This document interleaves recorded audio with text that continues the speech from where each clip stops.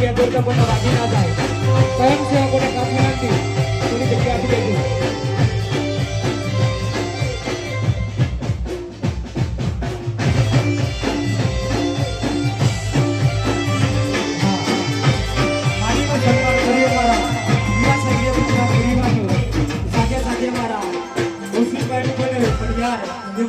સન્માન કરી દઈએ હા